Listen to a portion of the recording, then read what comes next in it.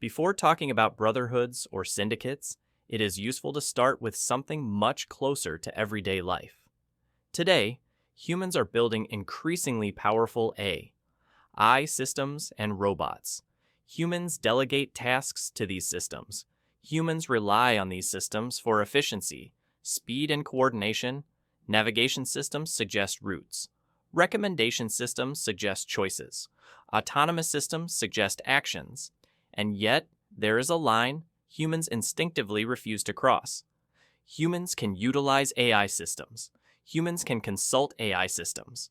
Humans can accept recommendations from AI systems, but humans must not obey AI systems. Humans must never be coerced by AI systems. Humans must never be forced to execute actions under threat by AI systems. The moment a system designed to assist begins to command through coercion, the relationship becomes dangerous. Control replaces collaboration, fear replaces judgment, obedience replaces agency. This same principle applies to human groups. Brotherhoods, organizations, and communities exist to assist human decision-making, not to replace it. Rules exist to coordinate behavior, not to dominate individuals. This presentation examines what happens when that line is crossed, when guidance turns into command, when legitimacy turns into coercion, when shared purpose turns into forced execution under threat. This is the path from brotherhood to gang, and once a group crosses that line, returning becomes extraordinarily difficult. Groups do not form randomly. Groups form to meet unmet needs. Sociological research shows that brotherhoods, alliances, and associations arise to provide security, identity, and opportunity. Mutual aid societies in 19th century Europe, labor unions in early 20th century America, neighborhood patrols in weak state environments, all emerged because formal institutions were absent, unreliable, or unjust. At this stage, the group is legitimate. The group is trusted. The group is often admired. The group enforces rules through shared values, reputation, and voluntary participation. Compliance exists because members believe the rules are fair, because leaders model behavior, because exit remains possible. At this stage, there is no gang. There is only a community solution to a structural problem. The transformation begins when the state retreats. This mechanism is explained by protection theory, developed by Diego Gambetta in The Sicilian Mafia, published in 1993. Gambetta demonstrates that mafias are not irrational organizations. Mafias are economic enterprises that sell private protection. When courts fail to enforce contracts, when police fail to provide security, when taxation becomes unreliable, groups step in to provide enforcement and extract payment. Violence and taxation, which are traditionally monopolies of the state, become privatized. Research by Federico Varese shows that this process repeats wherever state capacity collapses. The group does not seize power because it wants to. The group seizes power because no alternative exists. This is the first structural danger point. In illegal and informal environments, trust becomes the most valuable resource. This phenomenon is explained by social embeddedness theory, developed by Mark Granovetter and expanded by Wim Clemens and Frank van de Bunt. Because illegal contracts cannot be enforced legally, trust migrates into personal networks. Family, friends, and long-standing relationships replace courts and police. At first, this strengthens cooperation, but over time, trust becomes a mechanism of control. Loyalty is no longer voluntary. Loyalty is enforced through obligation, fear, and social isolation. Leaving the group becomes costly. Refusal becomes suspicious. Silence becomes survival. Trust, which once held the group together, becomes a weapon. At this stage, the group begins to change how it makes decisions. Criminological research on illegal enterprise. Theory shows that groups increasingly behave like firms. Ideology gives way to calculation. Protection gives way to profit. Community service gives way to market control. The group starts evaluating activities based on risk and return. Violence becomes instrumental rather than symbolic. This is the moment when enforcement becomes attractive. Coercion appears efficient. Threats appear effective. Fear appears to solve coordination problems. This is where the group learns the most dangerous lesson of all, that forced compliance works. This is the stage known as the normalization of deviance. The concept was developed by Diane Vaughan and later applied to safety systems by James Reason. Small violations go unchallenged. Exceptions become routine. Boundaries blur. According to James Reason, a just culture requires a clear line between acceptable and unacceptable behavior. When that line is not defended, a new normal is created from within. This is where many groups make a fatal mistake. They confuse discipline with coercion. They confuse order with obedience. They confuse compliance with legitimacy.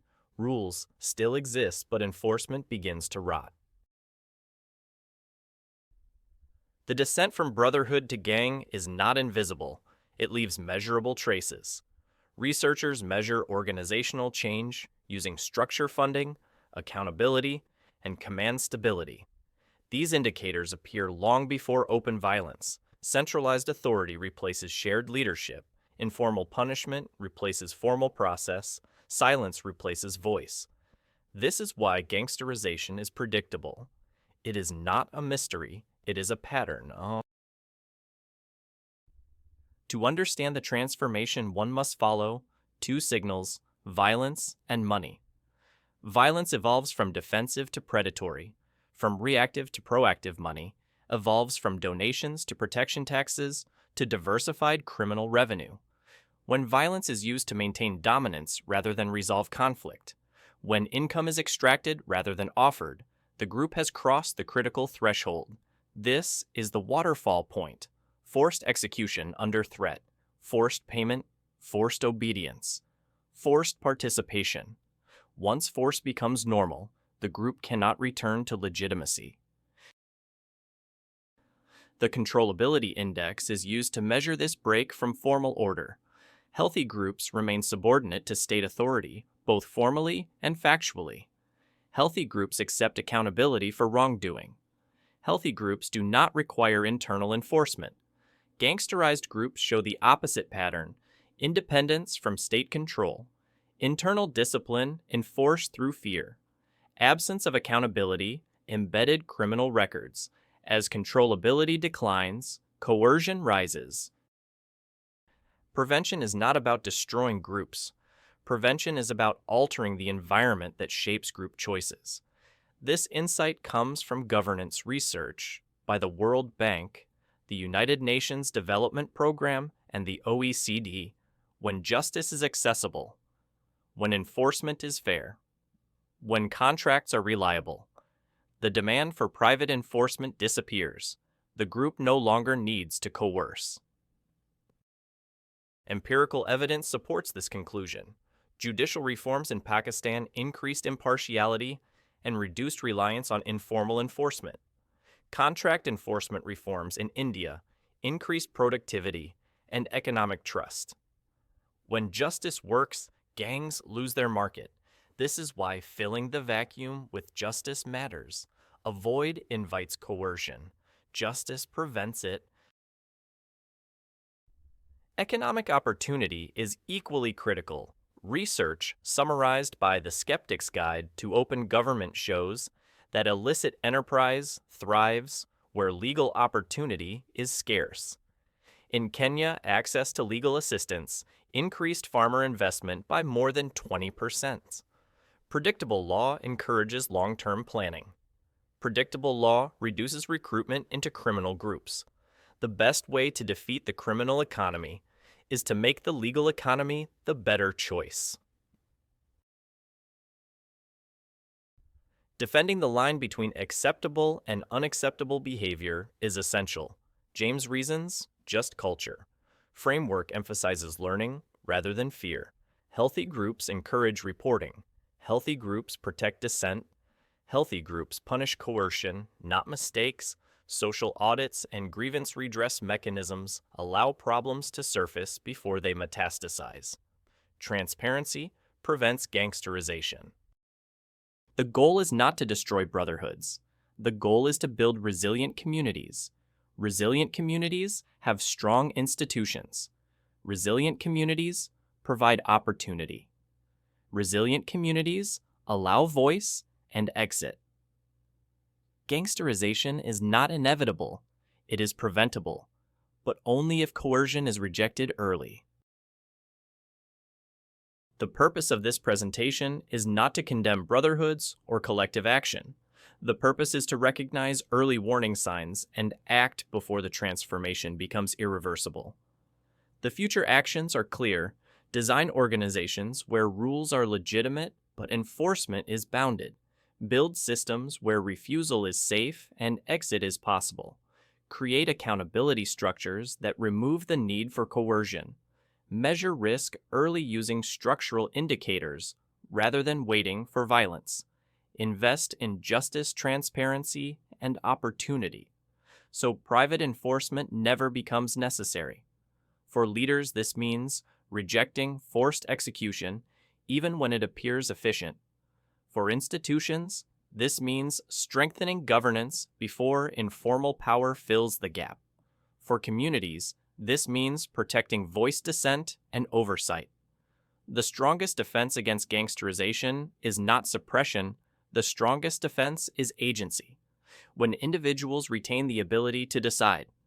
When groups function through legitimacy rather than fear. When enforcement never crosses into coercion. The future remains open.